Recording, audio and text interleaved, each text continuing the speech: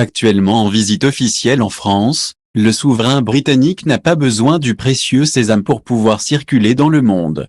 Pour la majorité d'entre nous, le passeport est l'outil indispensable pour passer les frontières hors Union européenne.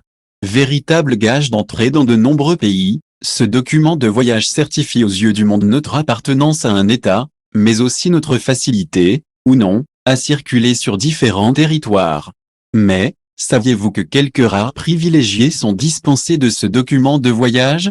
Pour ainsi dire, ils sont 3 dans le monde. Et le roi de Grande-Bretagne, Charles III, actuellement en visite en France, fait partie des heureux élus.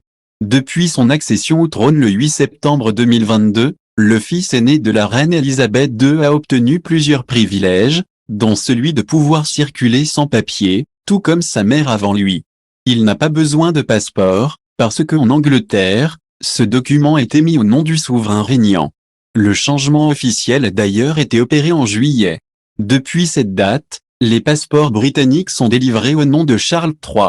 Les documents n'utilisent plus le terme de Her Majesty, Sa Majesté, en français, qui désignait Elisabeth II, mais de Her Majesty, faisant directement référence au monarque âgé de 74 ans.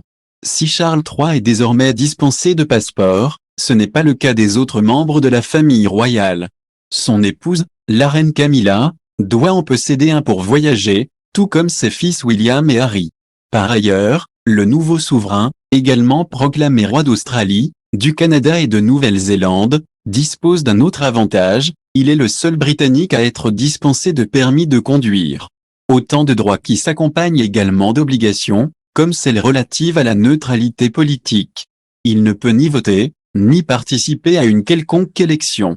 Outre Charles III, l'empereur Naruhito, le 126e souverain de la maison impériale du Japon, et son épouse, l'impératrice Masako, peuvent également passer les frontières sans passeport. Un avantage que possédaient aussi les précédents souverains, l'empereur Akihito et son épouse, l'impératrice Michiko, les parents de Naruhito.